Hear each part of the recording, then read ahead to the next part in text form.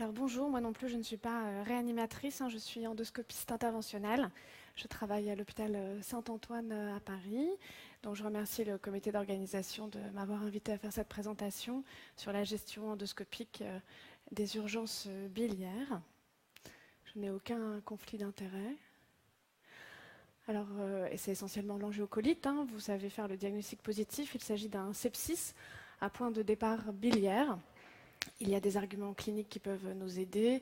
L'histoire biliaire avec un patient qui décrit des épisodes de colique hépatique, ces douleurs de l'hypocondre droit postprandial, irradiant vers l'épaule droite et coupant la respiration. Il y a la classique triade de Charcot que vous connaissez, douleur abdominale, fièvre, ictère, la décoloration des selles et les urines foncées Coca-Cola.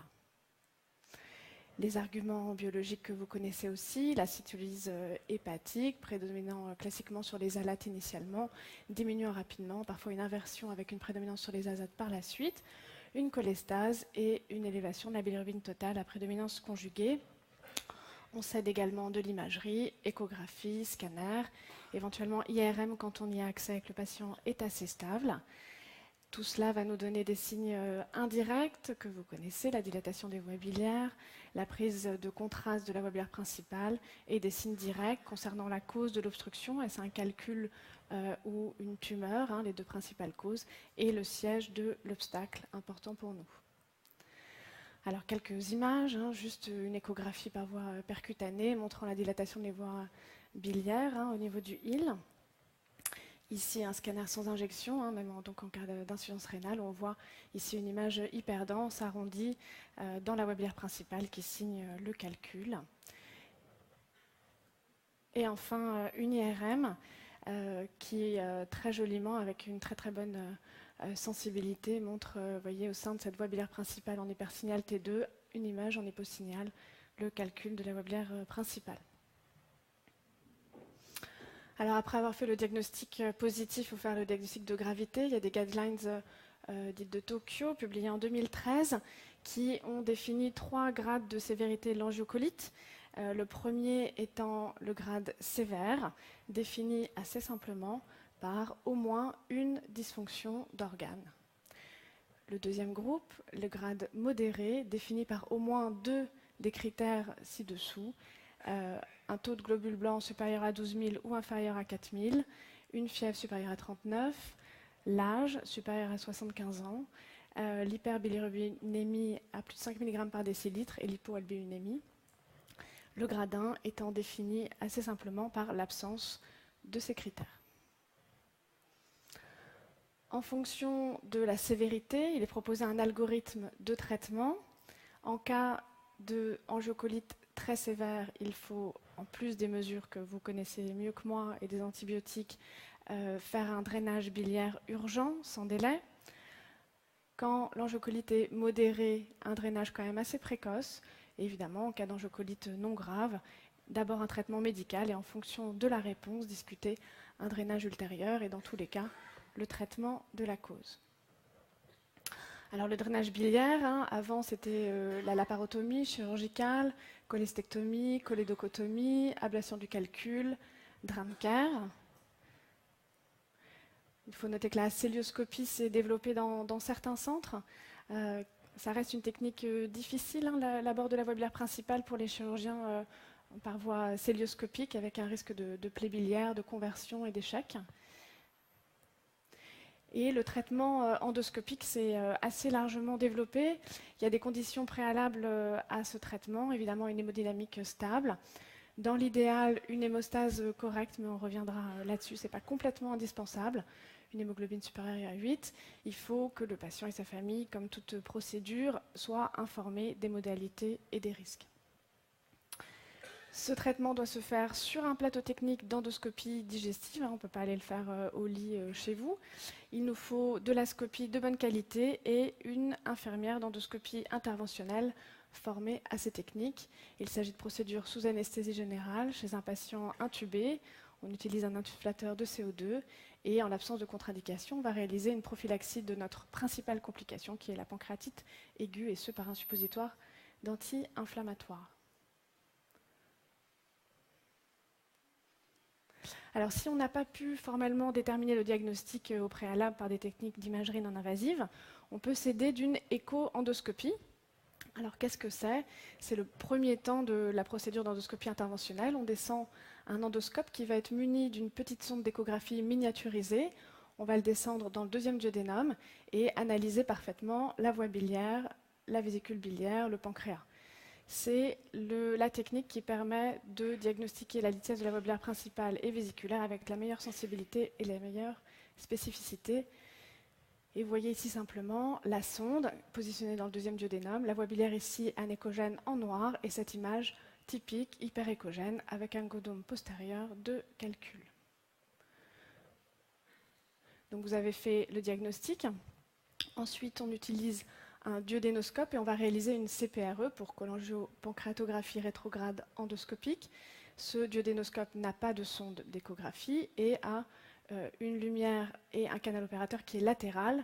Latéral, pourquoi? Pour aborder la papille majeure. Alors il y a plusieurs temps lors de la CPRE, on va les aborder l'un après l'autre. Tout d'abord, l'accès à la voie biliaire principale. Contrairement à ce schéma, en fait, on évite absolument d'aller dans le canal de Wirsung, que ce soit avec des instruments ou avec l'opacification. On va essayer sélectivement d'aborder la voie biliaire principale. Pour ça, je vous détaille un petit peu en pratique pour que vous vous rendiez compte. On utilise ce qu'on appelle un sphinctérotome, qui est un petit instrument muni d'un fil guide métallique. Fil guide métallique qui, à l'aide de la poignée, on va tendre et on va permettre d'augmenter cette courbure. Pourquoi? Parce qu'en fait, la papille qui est là, l'orifice est là, mais l'orifice biliaire est là-haut. C'est probablement le temps un peu risqué pour la pancréatite aiguë. Ensuite, après, à partir du moment où on est allé dans la voie biliaire principale, on monte dans les voies biliaires intrahépatiques et on va opacifier. L'opacification, vous voyez ici des petites images donc de l'arbre biliaire avec ici une lacune de produit de contraste, ici et là, typique d'un calcul. Sur les images en dessous, vous voyez l'arbre biliaire avec des voies biliaires intrahépatiques, une voie biliaire large ici et ici, une sténose longue serrée qui sera celle d'un cancer. La CPRE est dorénavant uniquement un examen thérapeutique, on ne l'utilise plus du tout en diagnostic comme avant. Donc le troisième temps est le temps essentiel. Et quel est le type de traitement qu'on va réaliser? Ça va dépendre évidemment de la cause. Calcul, sténose, bénigne ou maligne, et de l'hémostase. Alors très simplement, si l'hémostase est bonne, on va pouvoir réaliser une sphinctérotomie endoscopique. Alors qu'est-ce que c'est? Vous voyez ici donc cette petite papille toute mignonne qu'on a cathétérisée, l'infundibulum est en haut, et en fait on se positionne donc à l'intérieur, on tend ce fil métallique et on va appliquer un courant qui va nous permettre de sectionner au fur et à mesure l'ensemble de l'infundibulum pour avoir un accès satisfaisant à la voie biliaire principale et ainsi nous permettre d'extraire les calculs. Alors c'est le temps un peu de tous les dangers. Il y a le risque de perforation duodénale si on coupe trop loin, le risque hémorragique si on coupe dans une artère, mais en général on arrive après à faire l'hémostase.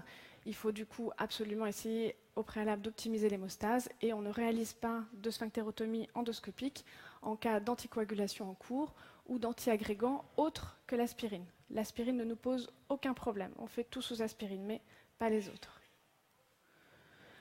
Alors très bien, on a coupé le sphincter, maintenant il faut quand même enlever les calculs. Alors pour ça, nous, on a différents instruments.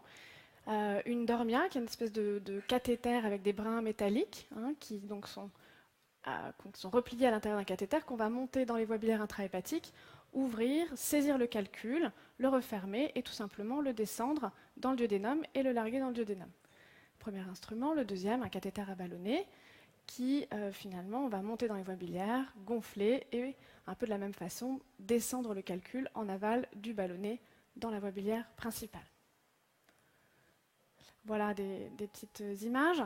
Ici le cathéter à ballonnet donc gonflé, l'air est blanc, le calcul en dessous, 3 images de calcul, un cholestérolique, un brin qui est évidemment le calcul le plus visualisé en cas d'angiocolite et ici les calculs noirs pigmentaires. On peut être amené à poser une prothèse biliaire. Donc on a 2 types de prothèses biliaires, des prothèses plastiques et des prothèses métalliques. Ici le cas qu'on a vu précédemment avec ce calcul. Vous voyez ici, la bile, elle est purulente, elle est très épaisse et elle s'écoule très très mal. Le malade était très grave. Donc pour optimiser le drainage biliaire, on avait posé une prothèse plastique qui est laissée en place un petit peu, puis après qu'on enlève ou qui migre d'ailleurs spontanément. En cas de sténose biliaire tumorale, donc les images qu'on avait vues précédemment, on va plutôt poser une prothèse métallique expansive. Pourquoi? Parce qu'elles sont plus larges. Les prothèses plastiques font 3 mm de large, les prothèses métalliques 10, donc elles drainent de manière beaucoup plus efficace. Et voyez ici l'image qu'on avait vue précédemment. Ici, après largage de la prothèse, c'est des prothèses qui passent dans le canal opérateur du duodénoscope et après qu'on largue secondairement. Et ici, la prothèse larguée avec la bile noire de stase typique. Il faut savoir que s'il n'est pas possible d'avoir une bonne hémostase chez votre patient et qu'il est très sévère, il faut quand même l'adresser aux endoscopistes interventionnels pour la pose d'une prothèse biliaire qui sera exclusive sans sphinctérotomie. Donc évidemment, s'il y a des calculs, ça veut dire qu'il faudra revenir ultérieurement, mais ça permet quand même d'améliorer les patients en drainant la bile. Alors les données, il n'y a pas vraiment de données pour comparer la chirurgie versus l'endoscopie. Il y a cette étude maintenant un petit peu ancienne qui décrivait les complications du traitement chirurgical. Alors la cholédochotomie est associée à une certaine morbidité, 16,3%, qui peut être une fistule biliaire, une péritonite biliaire, un hémopéritoine, etc. La mortalité en cas d'angiocolite était de 5,5% en cas d'angiocolite dite modérée, et vous voyez qu'elle atteint 27% en cas d'angiocolite sévère, donc plus d'un quart des patients qui décédaient. Concernant la CPRE, le traitement endoscopique, le taux de succès était très bon, entre 86 et 98%. L'extraction des calculs était assez souvent complète.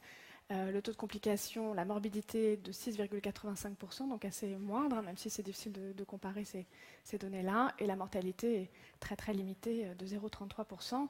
Concernant ces complications, il y a une méta-analyse parue en 2016 qui comprenait 21 études, plus de 16 000 patients. Et donc, comme je vous le disais, le taux de complication de 6%, donc non nul. C'est pour ça que c'est une technique vraiment thérapeutique et pas du tout diagnostique. Essentiellement la pancréatite aiguë, d'où le suppositoire d'anti-inflammatoire quand c'est possible pour diminuer ce risque, qui est maintenant recommandé systématiquement, le risque d'hémorragie, d'infection, de perforation, une mortalité vraiment très très faible. Vraiment, il y a eu un développement majeur du traitement endoscopique chez ces patients-là, et pour les patients graves, défaillants, encore plus de 60 ans, on recommande vraiment le traitement endoscopique en première intention, et il s'est vraiment démocratisé et il y a beaucoup plus de gens formés. Si vous ne disposez pas d'endoscopiste interventionnelle dans votre centre, vraiment adressez-les à des centres qui disposent de ces techniques. Le traitement chirurgical, évidemment, reste possible. Bon, la celluloscopie aussi, mais c'est vraiment une technique difficile pour les chirurgiens avec besoin d'une grande expertise qui n'est pas disponible dans tous les centres. Et voilà, il faut rester pragmatique. L'important, c'est le patient et ça dépend évidemment de chaque centre. Donc maintenant, vous êtes convaincus, c'est la CPRE, mais dans quel délai ? Alors un premier argument par cette étude parue en 2013 qui montrait qu'en cas de CPRE réalisé au-delà de 48 heures, finalement le patient sortait mais il risquait de revenir, et ça de manière beaucoup plus fréquente. Un autre argument par cette étude parue en 2012, c'est que si la CPRE était réalisée plus de 12 heures après l'admission, il y avait une augmentation par 7,8 du risque de mortalité, de séjour en réanimation, de défaillance d'organes, et aussi un risque d'hospitalisation prolongée multiplié par 20. Enfin, ce papier paru en 2015 qui montre que si la CPRE est faite au-delà de 48 heures, il y a un risque de défaillance d'organes persistant plus important, 32 versus 16, un risque d'insuffisance rénale aiguë, évidemment un allongement de la durée de séjour en réanimation à l'hôpital, et surtout une différence en termes de mortalité à 30 jours, 3% quand la CPRE était réalisée dans les 48 heures et 11% s'il était réalisé au-delà. Vous voyez ici le risque de défaillance d'organes qui augmentait avec le délai de réalisation de la CPRE par rapport à l'arrivée, et on notait une augmentation du risque de défaillance d'organes de 16,8% par jour d'attente de la CPRE. Donc voilà, donc vraiment une CPRE sans délai en cas de défaillance d'organes. Juste un petit mot sur la pancréatite aiguë biliaire. Il est également complètement reconnu maintenant que si elle est associée à une angiocolite, il y a une indication à drainage endoscopique, mais en l'absence d'angiocolite, il n'y a aucun consensus pour proposer une CPRE. CPRE, comme vous l'avez vu, qui comporte quand même des risques. Donc là, il n'y a pas d'argument pour la faire. Ah, ça ne veut pas revenir. On ne peut pas revenir, d'accord, c'est fini. Bon, et donc il va y avoir une étude qui va se faire pour comparer les deux. Donc voilà, vraiment un message très très simple. Si vous avez un patient qui présente une angiocolite aiguë sévère avec une défaillance d'organes, adressez-vous aux endoscopistes interventionnels avec lesquels vous travaillez pour un drainage en urgence. Merci.